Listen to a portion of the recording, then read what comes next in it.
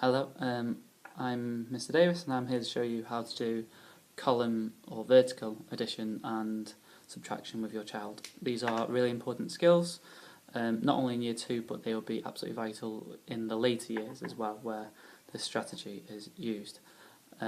These are really important for the future maths, and while they're not part of Flex and Flow, we as a year 2 team have decided that as we're near the end of addition and subtraction, we'd cover this strategy with the children. So first I'm going to show you how we do addition without a carry, or without exchange as it's also called, and then I'll show you how to do addition with a carry, or with exchange. So for solving problems using a vertical addition, the children need to firstly add tens and units together.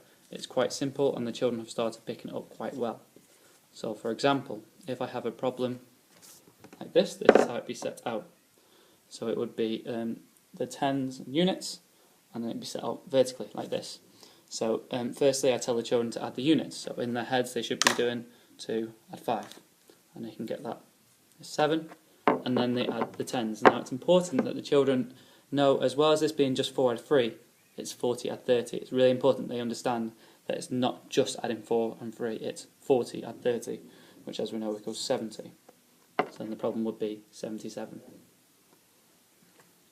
Okay, I'll just show you again another time. Again, it's really important that the children are aware that it's not just units, it's tens and units that are being added. So for example, 21 add 38.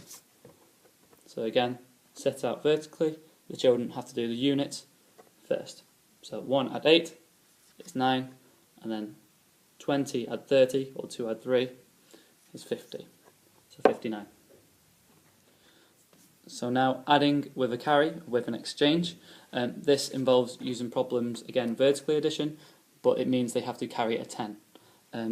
This problem arises because if we have the two units, if they add together to make a number bigger than 9, this means they have to carry. So what I get the children to do, firstly, add the units. So 5 add 7 equals 12.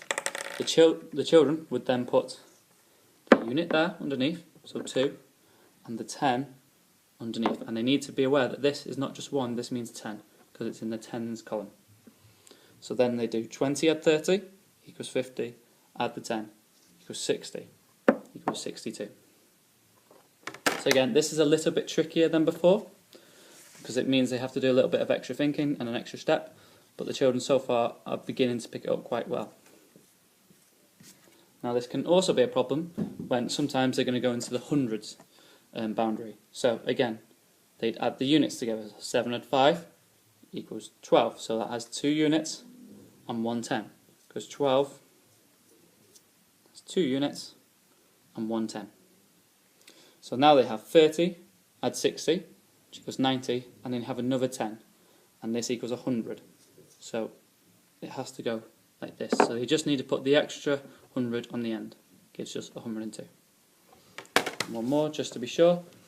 Again, the children need to be really aware that that 1 underneath isn't just 1, it's a 10.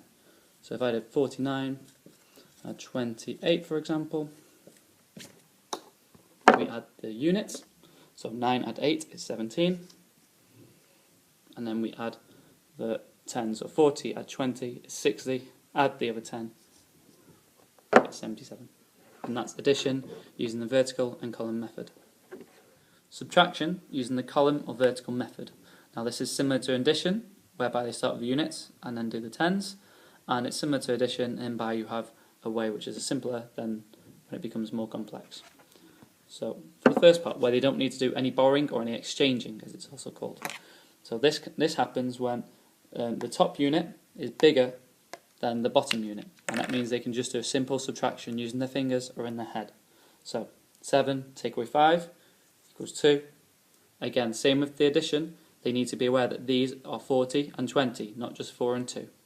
So 40 take away 20 gives you 20, so 22 is the answer. So I'll just show you another one really quickly.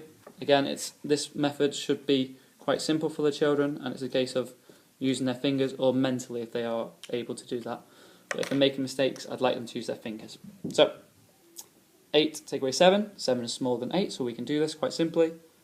8 take away 7 gives us 1, and 50 take away 30 equals 20, 21. Subtraction using the column or vertical method.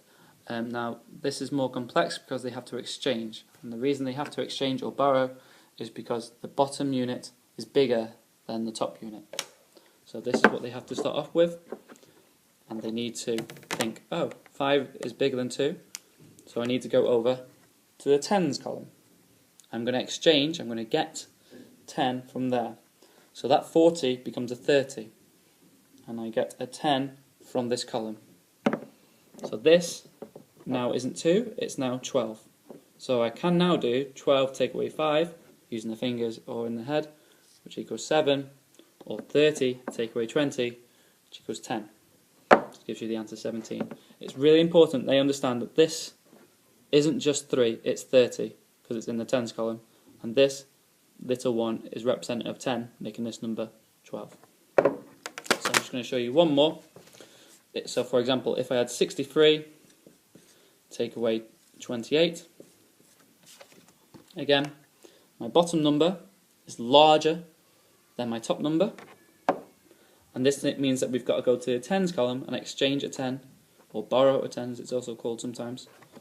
So 60 becomes 50, and 3 becomes 13, and that's because we've taken a 10 from the tens column and put it into units. So this is now not 3, this is 13, and this isn't 60, this is 50.